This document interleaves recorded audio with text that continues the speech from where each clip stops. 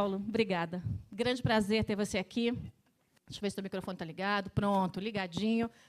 Obrigada por você ter vindo. O Paulo está fazendo aí um bate-volta, né, Rio, São Paulo, para acompanhar aqui o lançamento do JHN Channel, no JHN Show. E eu não poderia iniciar um projeto como esse sem falar de economia.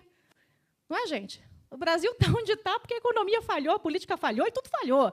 Então, se a gente tem que refundar o Brasil, a gente tem que começar também pela economia. Senão a coisa não vai. Este homem aqui, todo sério, né? Esse homem aqui foi fundador, né, do BTG Pactual, né, e é PhD em economia, sabe bem pouquinho, quase nada, né, bem pouquinho. E ele está fazendo o plano de economia do candidato que lidera hoje as pesquisas de intenção de voto, as pesquisas normais, não as que incluem o presidiário, aquelas que não incluem o presidiário. Porque presidiário, pela lei, não pode, né, gente? Assim, não tem uma lei que diz que ficha suja não pode, presidiário? Não pode, né? Então, as pesquisas que não incluem presidiário, né, o Jair Bolsonaro lidera, e o Paulo Guedes só não será ministro da Fazenda, se não quiser. Está fazendo o plano e está trabalhando. Paulo, boa noite. Obrigada. Boa noite a todos. Parabéns pelo canal. Obrigada. Esse compromisso com valores é importante, porque exatamente são esses fundamentos que permitem um país avançar, não é? A civilização é em cima de valores, né? E sejam valores conservadores, sejam valores liberais, a verdade é que, a curto prazo, qualquer grupo de homens podem escolher as ideias que eles querem adotar. Os homens podem escolher ideias que quiserem, mas, a longo prazo, as boas ideias é que selecionam os grupos humanos que terão sucesso. Então, eu acho muito importante esse compromisso de mídia com os valores, principalmente da civilização ocidental, né, que é o que nós conhecemos e que deu certo, e é um experimento de séculos. Não é algo que começou Sobe ontem. Um pouquinho o microfone, Paulo. Não Isso. é algo que começou ontem. Não é? Há toda uma história de uma civilização e toda a história de sucesso de grupos humanos que aderiram a essas ideias que permitem o avanço.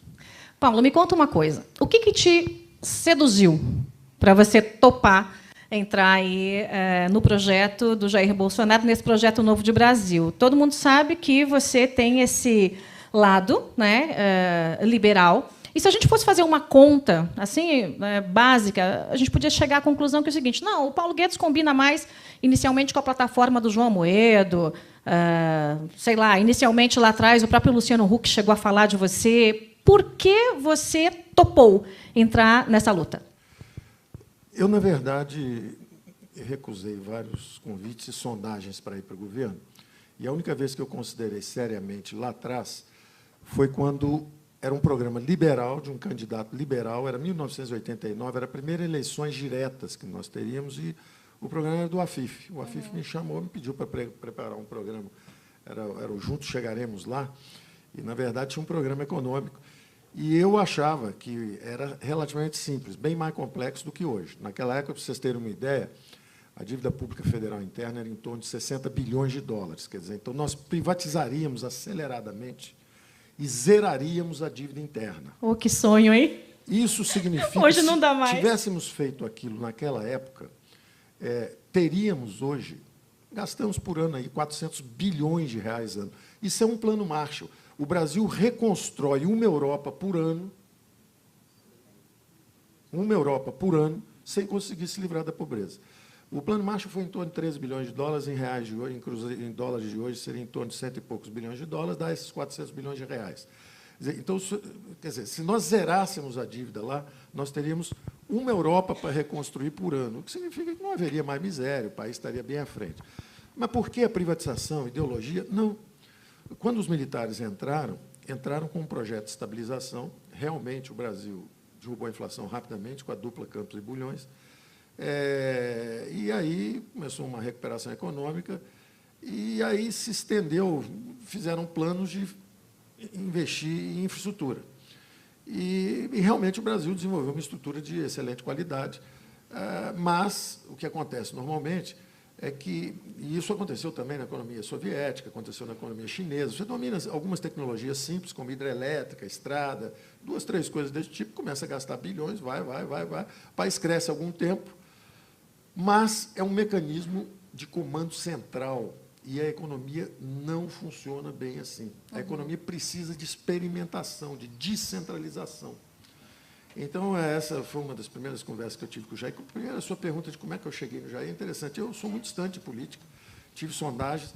Curiosamente, eu acabei indo bater em Luciano Huck, em Jair Bolsonaro, porque a Dilma, um pouco antes de sair, eu tinha dado uma entrevista, ou ela atravessa a ponte para o futuro, ou ela vai cair, porque o desemprego vai aumentar, etc. Ela me chamou ao Palácio do Alvorada, eu nunca tinha visto na vida e nunca vi depois.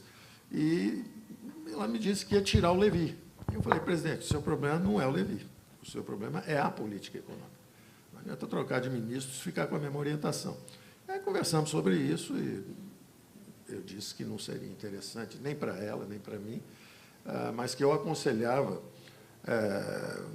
trocar o rumo, mudar a direção. E saí de lá muito preocupado, porque vi, bom, o Brasil vai piorar bastante, e quando o establishment perde a decência, a regeneração vem pelas urnas. Isso aconteceu em 89, exatamente quando o centro não conseguiu produzir uma solução, veio um jovem pela direita, que era o Collor, veio um operário pela esquerda, que era o Lula, e os insiders simplesmente dissolveram. Então, Mário Covas, Ulisses Guimarães, Aureliano Chaves, os candidatos do establishment dissolveram. Eu saí do Palácio em dezembro de 2015, absolutamente convencido que ia acontecer a mesma coisa. O establishment ia dissolver, nenhuma candidatura de centro ia subir, como acho hoje. Não vai subir o Alckmin, não vai subir Meirelles, não vai subir ninguém. Não, todos estão com uma âncora no pé, não tem ninguém, jeito. porque é o establishment dissolveu. E, então, eu saí com a ideia de que teria que haver um outsider. E um outsider que tinha 40 milhões de seguidores, à época, era o Huck. O Luciano Huck. Era o Luciano Huck. Então, era até uma oportunidade de olhar para frente, gente jovem e tal. Não funcionou. E aí é muito interessante, porque o fenômeno Jair Bolsonaro começou a surgir. Eu não estava nem olhando nessa direção, porque eu olhava e dizia, bom, a esquerda tem aí um terço, 20%, 25%, que tem sempre. Quem define a eleição normalmente é o centro, a direita também tem sempre 20%, 25%. Quem define é o centro, só que o centro está vazio. E eu acho que esse centro está começando a perceber esse fenômeno do Bolsonaro. Então, o Bolsonaro me chamou para uma conversa e me fez 2 ou 3 perguntas que me impressionaram bem. Né? Ele falou, Paulo, preservação de vidas, de propriedades, isso é função básica de governo. Você acha de um país onde morrem 60 mil pessoas todo ano, não há segurança para as vidas, para as propriedades, nossas famílias estão inseguras e tal? Eu falei, essa é a razão básica pela qual o Jair começou a subir. É exatamente, é a função básica de governo. Se você for a Thomas Hobbes, o Leviatã, a natureza é vermelha nas garras, nas mandíbulas, o homem é o lobo do homem. Contra essa ferocidade do ser humano, nós precisamos de um ser artificial forte, absoluto. É o Leviatã. Ordem, preservação de vidas e propriedades.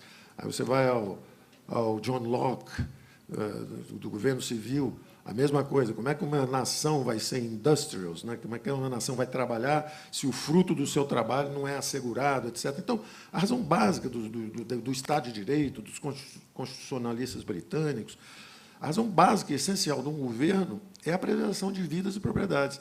Então, as pessoas estão em choque, não percebem por que o Jair está subindo, mas ele está subindo porque ele defende uma função fundamental de governo. Não há progresso. E aí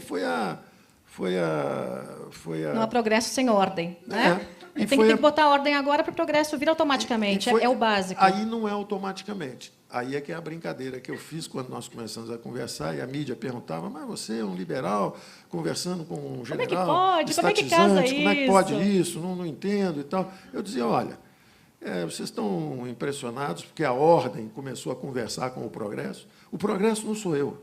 O progresso são as ideias liberais. São as ideias de que a grande alavanca, a grande ferramenta de enriquecimento, na verdade, mais do que enriquecimento, de valores, de tudo isso, é justamente o pensamento livre, é a liberdade.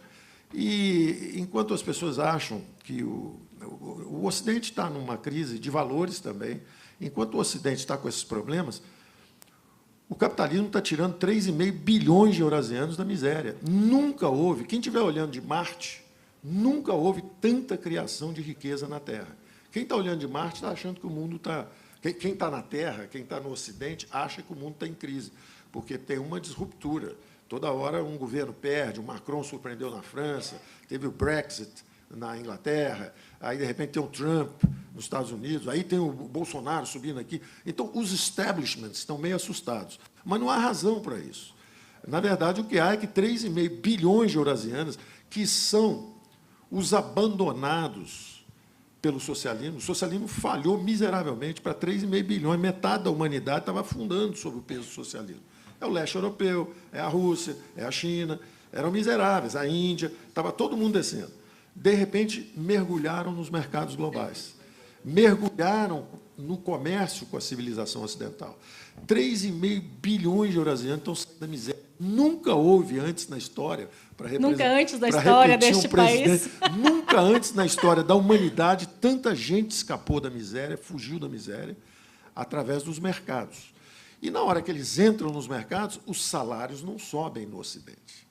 E aí começa o corre-corre do lado de cá. E aí os políticos não conseguem explicar por quê. Os políticos, nas plataformas social-democratas que dominaram o mundo, travaram o crescimento. A França não anda, Portugal e Espanha com problemas, os democratas nos Estados Unidos com problemas, o negócio não anda, 3,5 bilhões subindo do lado de cá, a humanidade melhorando, a distribuição de renda está melhorando. O Piketty veio ao Brasil, eu tive um debate com ele, só usei armamento francês, para não dizer que eu ataco um francês com armamento americano ou inglês, que é o Léon Walras, que é um excelente economista clássico, e eu tive um debate com ele, e, ao final, ele se convenceu, porque ele estava preocupado que a distribuição de renda na França estava ruim, como está nos Estados Unidos, porque os governos baixam os juros, as propriedades sobem de valor, as bolsas, os imóveis, mas os salários estão travados. Mas estão travados porque o Oriente inteiro, quer dizer, 3,5 bilhões de pessoas estão subindo. Então, a distribuição de renda no mundo nunca melhorou tanto. Mas os governos ocidentais que brincaram de welfare state demasiadamente, os americanos que abusaram de finanças demasiadamente, quer dizer, quem cometeu excessos é como se fosse o seguinte: o Ocidente enriqueceu rápido e deitou na rede e quer administrar o progresso com coisas que não são sustentáveis. Enquanto isso, os asiáticos abraçaram pela primeira vez a oportunidade, dormem pouco, trabalham muito, poupam bastante, estudam demais e querem a competição. É uma boa fórmula, né? É uma fórmula dormir, imbatível. Trabalhar, estudar e acabou. É uma fórmula imbatível. Então, o que está acontecendo é isso. E eu brinquei com o Jair e falei, olha, o pessoal não está entendendo, não, mas ordem e progresso andam bem. Funciona. Preservação de direitos, propriedades, vidas, garantia dos empreendimentos, redução de impostos, desburocratização, abertura da economia, privatizações. Isso funciona. Na época do Afif, se vendesse as estatais, zerava a dívida. Hoje, se vender tudo, só 20%. Daqui a 15 anos, se vender tudo, talvez 1% do patrimônio. O que está acontecendo conosco é má gestão. O que está acontecendo conosco é uma má gestão, mas há muitos anos. Para vocês terem uma ideia, o tripé, famoso tripé, estava no plano do Afif, Banco Central Independente, equilíbrio fiscal, flexibilidade no câmbio, privatizações. Então, isso nós podíamos estar há 30 anos nisso. Mas com essa conversinha, primeiro com a conversa populista, de congelamento de preços, foi o plano cruzado. Na verdade, o que houve? Políticos inebriados, depois de anos fora do poder, chegam e buscam fórmulas populistas. Economistas inexperientes, incultos, querendo oferecer fórmulas fáceis para políticos que estavam loucos para fazer uma graça. Foi feita a graça. Fizemos o cruzado, que é um plano bolivariano, é um plano venezuelano. Era caçar boi no pasto, quase prenderam o Maxud aqui em São Paulo, porque subiu o preço do Guaraná no hotel dele. Um absurdo, uma selvageria, do ponto de vista de civilização, uma selvageria. Mas a mídia toda, na época, apoiou o plano. Por quê? Porque era a redemocratização. Bom, fomos para a hiper. Vamos para a hiper, o Collor bloqueia a liquidez. Outro sintoma. Os preços sobem, você congela os preços. É um sintoma, não resolve nada. O dinheiro começa a girar em alta velocidade, você congela os ativos, então. Foi o que fizeram, bloquear a poupança de todos os brasileiros. O que era mais fácil fazer? Anunciar que está vendendo empresa estatal ou tomar, sequestrar a poupança dos brasileiros? Era muito mais fácil fazer o programa que parecia ser mais duro. Agora, Paulo, deixa eu te perguntar nessa linha. Há algum tempo eu estive batendo um papo com o Jair e eu sempre fui uma defensora de tirar as estatais todas, vender tudo e deixar o empresário fazer o que o empresário sabe fazer, acabou. Aonde o governo tem que se meter, pode ser que tenha que regular uma coisinha ali, outra acolá, mas, de fato, vende tudo.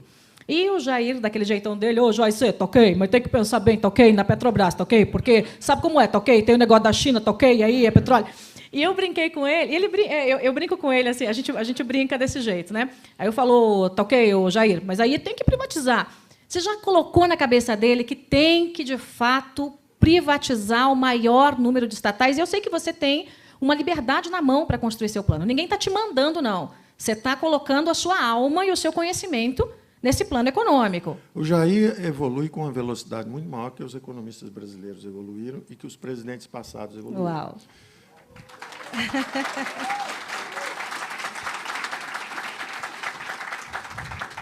Os economistas brasileiros levaram alguns anos. Então, primeiro congelaram preços, depois congelaram a poupança. Quando viram que não dava certo, vieram com um plano real bem melhor, porque tinham um fundamento importante, a política monetária. Mas esqueceram dos outros fundamentos. Então, quando você faz uma política monetária muito forte, mas deixa solta a parte fiscal, o que acontece? O juro vai para a lua. Então, nós fizemos um plano que levou nossa dívida a dívida está chegando agora a 4 trilhões, 3 trilhões de você. Lembrem-se que lá atrás era coisa de 200 bilhões. Então, o que adianta se você pisa no freio monetário, mas pisa no acelerador fiscal? O carro sai andando de lado. É. Então, nós tivemos... E depois os tucanos não entendem por que perderam 4 eleições seguidas. Porque eles agradaram o andar de cima. Juro alto, o Brasil virou o paraíso dos rentistas e o inferno dos empreendedores. Subiram impostos, subiram juros, empurraram o câmbio para baixo. Aí o Brasil cresce mediocremente 2, 3, 4 anos. O Lula tinha perdido 3 eleições. Com o tucano, você acaba elegendo. Na quarta, você acaba elegendo o Lula. E aí, quando o Lula entra, descobre que, em vez de pagar 300, 400 bilhões de juros por ano aqui na Faria Lima, pega só 10 bilhões e joga no Bolsa Família. O Lula incluiu o pobre no orçamento público e, merecidamente, ganhou algumas eleições. Se perdeu também pela mesma razão. A mesma razão. E é interessante isso, como é um inglês, Lord Acton, todo poder corrompe. O poder absoluto corrompe absolutamente. Então, uma coisa são os militares anti-ameaça, de esquerda, etc., fazem a intervenção, derrubam a inflação, e aí começam a estatizar.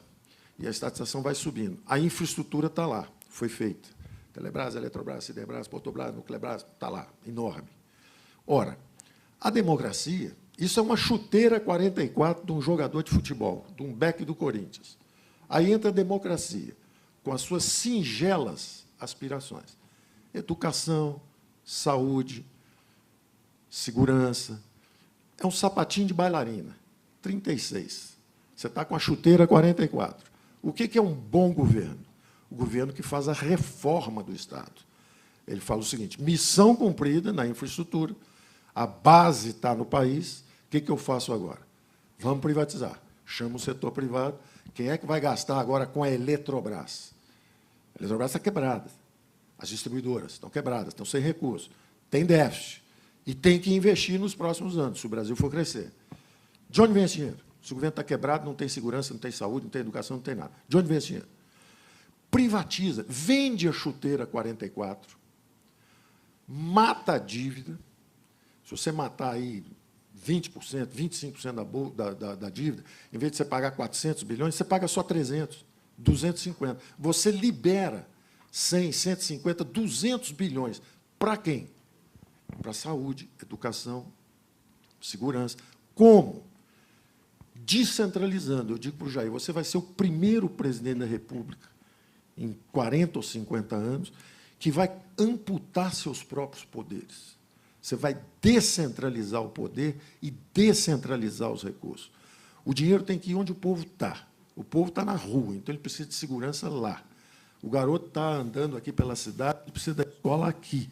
Não é no toma lá da cá de 42 ministérios em Brasília. Ao contrário, é regenerar a classe política. A classe política tem medo. O Jair é um capitão, é militar, ele vai fazer a democracia reeleger. Ao contrário. A ausência dessa dimensão fiscal, a não percepção de que o governo se hipertrofiou, embaraçou os militares, constrangeu os militares no final. O que aconteceu no final? No meio de um choque do petróleo, o Delfim, querendo ser o primeiro sucessor civil, presidente civil, na melhor das intenções, tentando comida barata, crédito para a agricultura, etc., saiu empurrando, combinou uma demanda frouxa com o choque do petróleo, a inflação começou a subir para 100, para 200. O governo militar, apesar de ter colocado o Brasil para crescer, etc., sai sem graça, recua, a inflação começa a subir, entram os civis, sentam em cima da boca do vulcão, aquilo explode, vira uma hiper, e eles começam a rodar em círculos, e hoje dizem como se fossem virtuosos, como se assim, o Jair não sabe nada de economia. Ora, quem congela preço no Brasil inteiro sabia algo de economia? Quem congela a poupança no Brasil inteiro sabia algo de economia?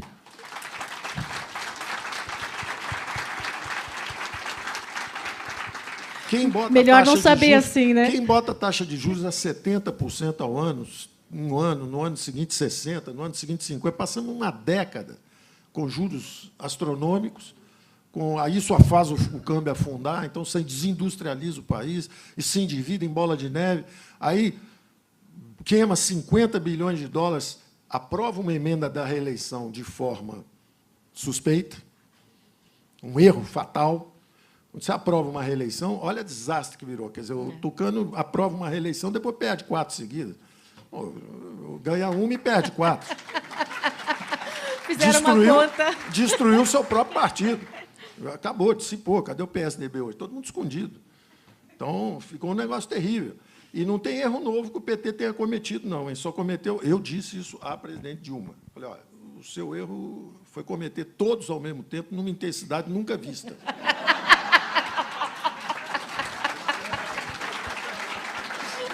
Mas erro novo não teve nenhum. Congelar preço, já tinha. Mensalão, já teve um mensalinho. Qualquer um que você falar, já teve antes. Então, eu não falo isso com nenhuma alegria. Eu não falo isso com nenhuma alegria, com nenhuma arrogância.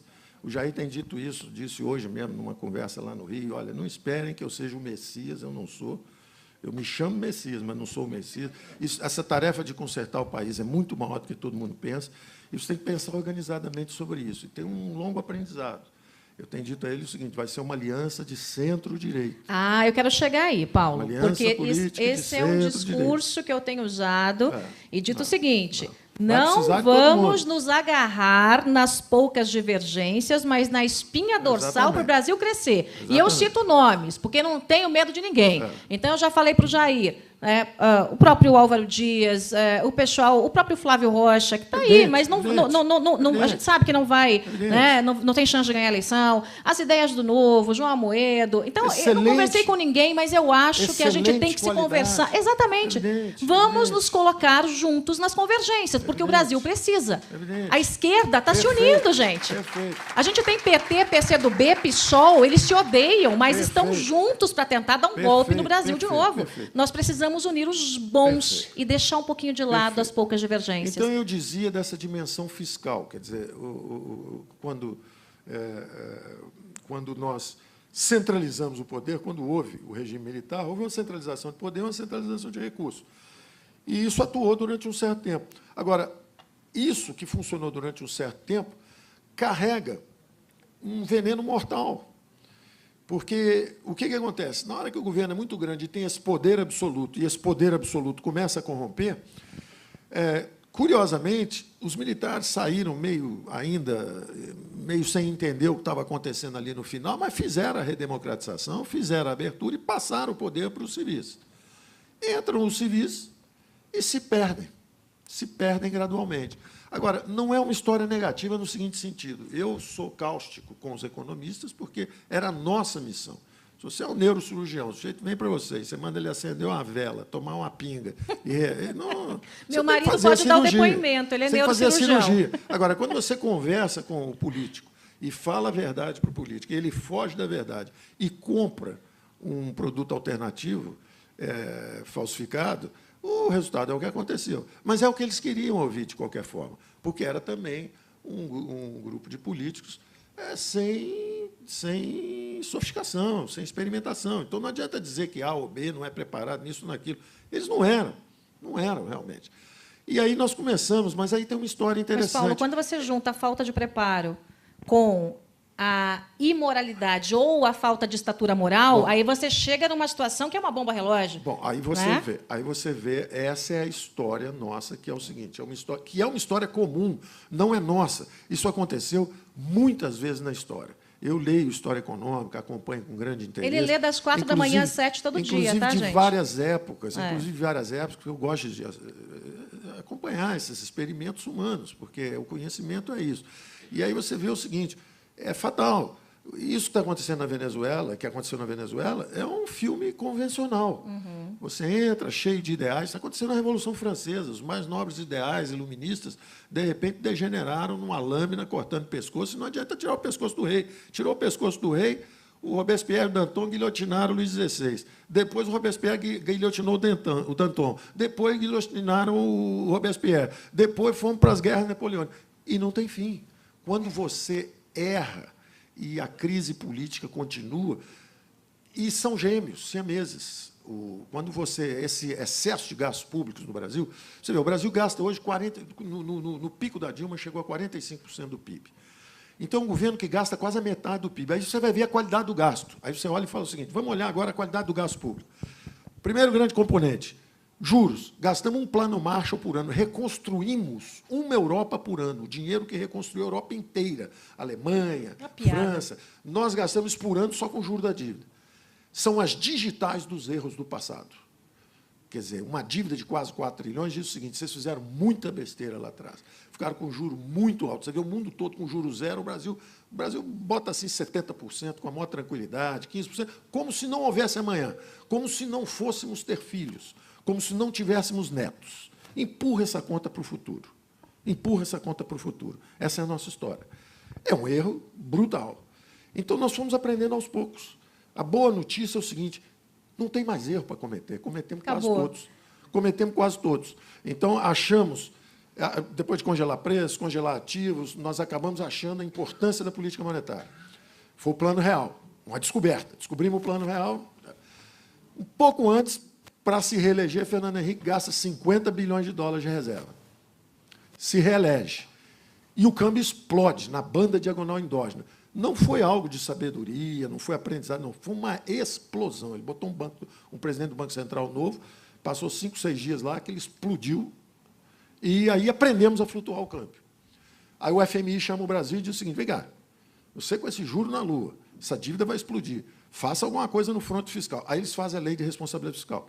Aí passa o tempo, eles se esquecem que aprenderam, queimando o focinho em cada lareira, voltam e dizem arrogantemente o seguinte, esse PT não sabe nada, se o Lula ganhar a eleição, vai tocar fogo no Brasil, nós que somos os caras, que sabemos tudo, se esquecem que aprenderam apanhando, fazendo besteira o tempo inteiro. Curiosamente, o operário entra e faz um governo melhor que o dele, mais barato que o dele, descobriu que pobre é fácil de ajudar. E deu uma ajudazinha, botou um dinheirinho aqui, um dinheirinho ali, a coisa começou a andar. Mas o poder corrompe. E o poder absoluto corrompe absolutamente. E aí o Brasil vai evoluindo de uma forma muito interessante, que é o seguinte, quando houve o impeachment do Collor, eu mesmo pensei o seguinte, interessante, será que ele está caindo porque roubou um Fiat Alba? Ou será que ele está caindo porque não está deixando os outros roubarem? É uma pergunta. Depois eu pergunto, passa mais um tempo, eu falo assim, não, eu vou olhar pelo lado positivo. Não interessa a motivação em si, se foi ambição. O que interessa é que o legislativo deu um grito de independência. E isso é importante. O país precisa ter os 3 poderes independentes. Então, o impeachment do Collor foi um grito de independência do legislativo. Falou, olha, somos independentes, se fizer besteira, tiramos o presidente. Bonito, vou olhar pelo lado positivo, em vez de pelo lado negativo. Aí o executivo compra o legislativo. É o que nós assistimos. O executivo comprou o legislativo, comprou sustentação parlamentar. Toma lá da cá, voto, dinheiro para cá, postos nas estatais para trocar, comprar influência, etc. Piratas privados, de um lado, burocratas corruptos e criaturas do pântano político se associam e saqueiam o país. Descobrimos que temos um poder judiciário independente, prender os 2. Bom, interessante, Sérgio Moro foi homenageado ontem ou anteontem em Nova York. Salva de palmas para o Sérgio Moro. Homem do ano. Não é? Sérgio Moro, juiz da Lava Jato, homem do ano em Nova York, merecidamente. Ou seja, ao contrário, e me espanta a descrença com que as pessoas olham para o nosso próprio desenvolvimento. As pessoas olham e falam assim, estou com muito medo, porque o Jair Bolsonaro, porque o Ciro Gomes, porque... Não estou entendendo. O país tem 3 poderes independentes. Tem o judiciário, tem o legislativo e tem o executivo. O país tem livres eleições a cada 2 anos, ocorrendo seguidamente.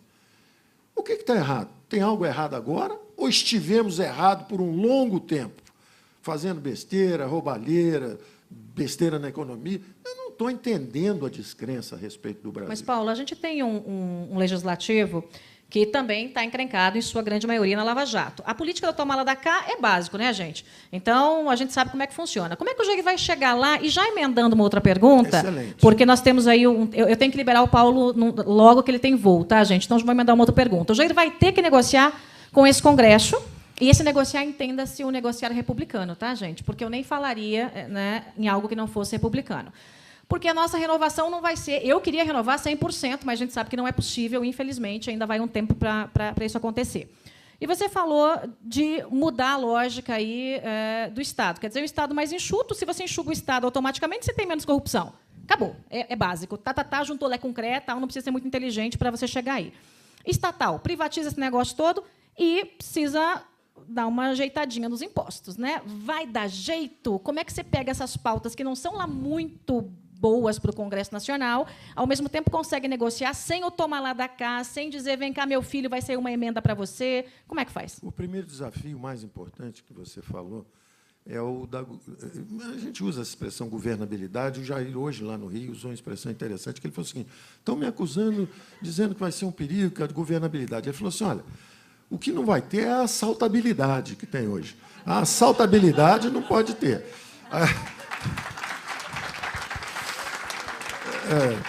E eu concordo, as pessoas precisam entender uma coisa, e eu acho que a classe política já entendeu. Eu tenho escrito 30 anos sobre isso. Eu fui colunista do Globo, da Folha, da Exame. Quando o Simons morreu, me convidaram para substituí-lo na Exame.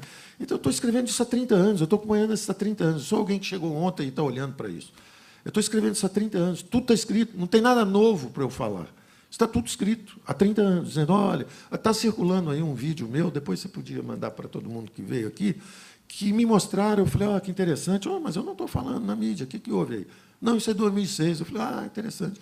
Porque eu estava dizendo exatamente o seguinte, olha, eu não tenho em quem votar, eu posso votar no social-democrata de punhos de renda, aí eu vou no PSDB, que é o Serra, não sei quem dizer. Ou eu voto num social-democrata de chão de fábrica, que é o Lula, que é não sei quem lá. Ou eu voto num social-democrata reformista, que é o Ciro Gomes. Ou eu voto num social-democrata populista, que era o Antônio Garotinho. Ou eu não quero votar neles. Eu não quero votar neles. Não estou representado por essa corrente política. Tem que aparecer algo novo. Agora, não faz mal. Se eles monopolizaram isso, como tem um ovo da serpente aí dentro, que é esse desequilíbrio fiscal, o que vai acontecer no final? Esse vídeo é de 2006. Eu digo o seguinte, no final, o que vai acontecer é o seguinte, esse modelo vai degenerar a democracia, vai corromper a democracia e vai estagnar a economia, que é exatamente onde nós estamos hoje. Corrompeu o sistema político e estagnou a economia. Como é que refaz isso? E eu escrevi vários anos o seguinte, os nossos políticos estão se comportando como papas renascentistas. Um papa renascentista mandava assassinar cardeal, tinha 8 amantes, tinha um exército particular, invadia países. O que aconteceu? Se não conserta por dentro, veio uma reforma de fora, veio a reforma protestante, e rachou a igreja em duas. Então, vem um outsider. As eleições vão trazer outsiders, vão trazer gente que não pratica isso. O que nós estamos assistindo no momento? Nós estamos assistindo à morte da velha política. Ela já morreu. É impossível. Quem quiser insistir nisso, vai preso. Está aí a independência do Poder Judiciário. Eles serão presos. De primeira instância, né, pelo menos. Vai preso. Então, eles têm que se reinventar. E o Jair é uma chance, em vez de ser esse desafio, esse temor, etc., é justamente a chance da readaptação da política, que é o seguinte, se ele não gosta da esquerda e a esquerda não gosta dele, não tem problema nenhum. É uma aliança política de centro-direita, que ficou 30 anos fora. Esse centro, que ficou 30 anos aí olhando para onde ir, e o próprio Fernando Henrique se arrogava e dizia, eles têm que vir conosco, porque nós somos a vanguarda do atraso. É conosco ou pior ainda? Não, não seja arrogante. Pode ter coisa bem melhor aparecendo. Que nomes você acha que poderia compor essa aliança de centro-direita? Eu acho que você falou vários nomes interessantes. Álvaro, João Amoedo, Flávio, Afife. Todo mundo, claro, evidentemente. Pessoas pensantes no Brasil. Centro-direita, aliança centro-direita. Quem não é socialista, social-democrata, etc., vem para o lado de cá. Bom, é uma aliança de centro-direita. E o que eu acho é que essa modificação do Estado, essa mudança de eixos de crescimento, em vez da ferramenta de inclusão, uma coisa é você fazer inclusão social de minorias, de brasileiros que ficaram para trás. Outra coisa é você achar que o Estado vai levantar todo mundo. Não, é impossível. Quer dizer, 3,5 bilhões de eurasianos estão saindo da miséria, os chineses estão saindo da miséria. Os chineses renunciaram à economia dirigista e estão mergulhando nos mercados globais. Os russos também. Os russos fizeram uma reforma, baixaram os impostos para 15%. O Gerard Depardieu, socialista francês, correu, quer pagar imposto de renda na Rússia. Foi morar na Rússia.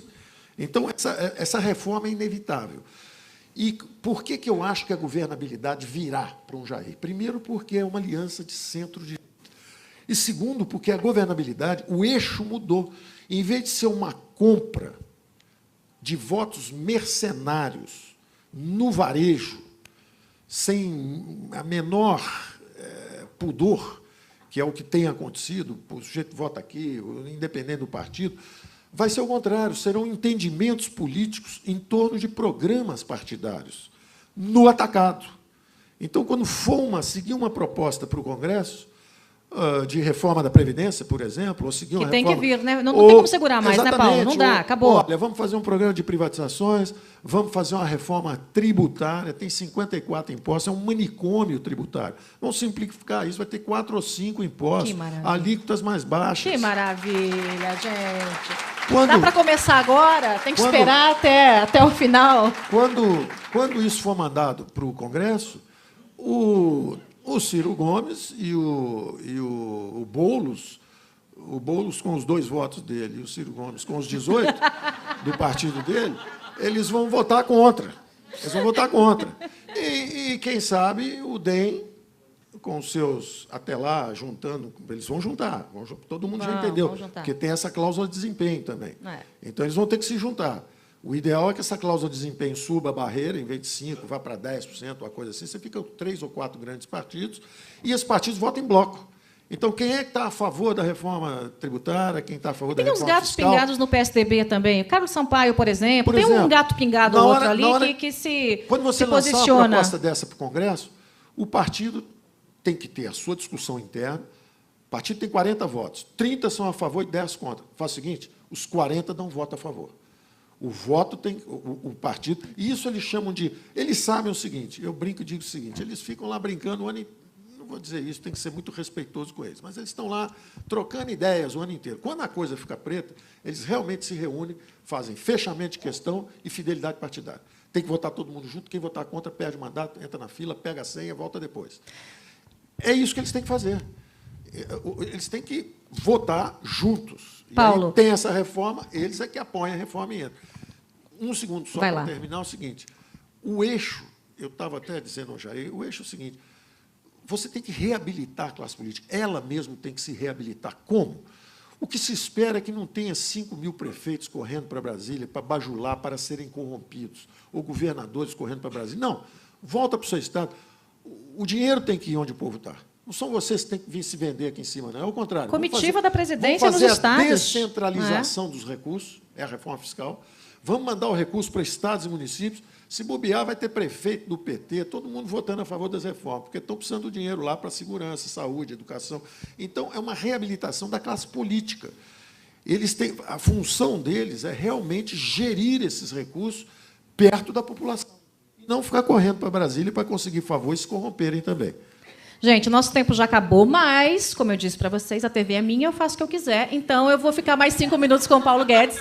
Eu só vou liberar ele daqui 5 minutos, porque ele tem voo, senão eu ia esticar mais um pouquinho. Então, a gente vai fazer pinga-fogo. O que dá para fazer, o que tem que ser feito imediatamente no Brasil e que jeito que dá? Cortar ministérios. Dá para cortar em quantos %? Eu defendi 8 ministérios, Jair quer 14. 8 tá bom. Hoje são 40, né? Eram 40. Vamos chegar no 10 para uma média, vai? 8, 14. Ele é bom de briga, mas. Vamos, eu topo 8, eu topo 8. Dá para cortar imposto? Tem que pensar no lado dele também. Tem que pensar no lado dele, né? Tem que deixar uns 2 ou 3 ou 4 vagas. Tem que deixar 2 ou 3 ou 4 vagas, pelo menos, para aliados orgânicos. Gente séria, feito você falou, alguns aí. Jair, tá ok? 8 tá bom, tá ok? Tá ok, Jair? 8 ministérios. Vamos lá, Jair, tá ok? Dá para cortar imposto? Sim ou não? Enquanto? Ou vai ter que subir? Não, subir imposto hipótese alguma. O que tem hoje é o seguinte, hoje você tem alguns impostos absurdos, as alíquotas no Brasil são absurdas. Você vê que o Tiradentes fez uma revolução no Brasil, coitadinho, perdeu a cabeça. Por causa do quinto, né? Por Que causa saudade do quinto. Inferno, que era 20%. Então, o ideal, os impostos saíram de 20 e poucos % no final ali dos militares, para 32%, 33%, 34% com os social-democratas. O ideal é voltar para 20%, mas não dá para fazer isso em 4 anos. Mas dá para fazer alguma coisa, que é o seguinte, tem impostos muito altos e tem muitas isenções. Então, se quem não paga começar a pagar um pouquinho, quem sabe todo mundo paga menos. Então, a ideia é baixar alíquotas gradualmente. Agora, tem 1 ou 2 coisas interessantes. Eu vazo só um espírito aqui, que é o seguinte. O Marco Sintra andou falando, lá atrás, há anos atrás, num imposto único. E a gente está pensando no imposto único federal. Se sumir uma série de impostos e aparecer um só, com alíquota bem mais baixa, pode ser bastante interessante. Então, nós estamos analisando várias circunstâncias, mas, em todas elas, a chave é o controle de gastos. O que matou o Brasil é o seguinte, como os gastos se expandem descontroladamente, hoje o Estado é enorme e não atende a ninguém. Ele é disfuncional. É até meio boba a discussão de Estado mínimo e máximo, porque é o seguinte, você pergunta como é que ele é. Ele é próximo do máximo, porque ele já é metade do PIB. Mas e aí, socialmente? Ele é próximo do mínimo, porque o dinheiro não chega no povo. Ele consome, o governo consome hoje dinheiro com o passado dele, é o juro da dívida, dos erros passados, com o presente dele, que é o salário de funcionalismo, salário generoso, e com o futuro dele, que são as aposentadorias dele mesmo. Com 1 milhão de funcionários públicos, ele já tem um déficit colossal, ameaçador, enquanto o setor privado tem 30 milhões com muito menos per capita, e com muito menos desigualdades também. Então, o governo virou uma fábrica de desigualdades. Se você for ao BNDE, o Joesley tem um dinheiro bom, mas o pequenininho não passa nem na porta. Se você for à aposentadoria do sistema público, você é garçom, você ganha 3 vezes o que ganha o garçom aqui do setor privado. Mas você ganha 1/20 do que ganha o senador da República. E assim por diante. Então, o governo virou uma fábrica de desigualdades. Previdência chega logo? A Previdência é o seguinte, tem esse sistema antigo aí, eu digo para o Jair, quando teve a reforma, eu falei, Jair, esse avião já caiu. Se o Temer aprovar essa reforma, ele passa por cima do seu governo e cai na cabeça de um outro lá, mais tarde um pouco. Mas eu não posso trair, Paulo, quem votou em mim. São as viúvas de isso, daquilo e tal. O meu mandato é esse. No meio dessa confusão toda no Brasil, todo mundo pegando dinheiro para todo lado, eu tenho que proteger quem votou em mim. Eu falo, Jair, mas vai ficar tão ruim você votar contra e 3, 4 meses depois ser eleito presidente, você tem que voltar e dizer, olha, pessoal, não é bem assim, não. Eu falo, Paulo, algo me diz que não vai acontecer isso. Se acontecer, eu vou decidir nos últimos 30 segundos. Não me aperta, não. Mas algo me diz que essa votação não acontecerá. E não aconteceu. Então, ele escapou dessa. Mas eu disse, olha, esse avião está caindo. Esse avião está caindo. E a população brasileira não envelheceu ainda e essa Previdência está indo para quebrar. Então, nós vamos ter que fazer algo a respeito. Ele, vai escrevendo aí. Tá ok? Vai escrevendo aí. Gente, é o seguinte, eu queria falar com o Paulo ainda sobre futebol, porque ele joga futebol, e sobre uns velhinhos que ele conversa com o pessoal, assim, velhinho, de séculos, né? Já falecidos, de madrugada. Calma, não é em centro espírita, não, tá, gente? Não é isso, não. Não é nada místico, não, porque ele lê das 4h30 da manhã até 7h e tanto, todos os dias. São leituras aí de filósofos, né? Gente que deixou aí um grande legado para o mundo. Não vai dar tempo, o futebol e a leitura vai ficar para a próxima. Paulo Guedes, muito obrigada, adorei. Parabéns a vocês, todo o apoio ao canal da Liberdade. 8 ministérios, estou junto com você.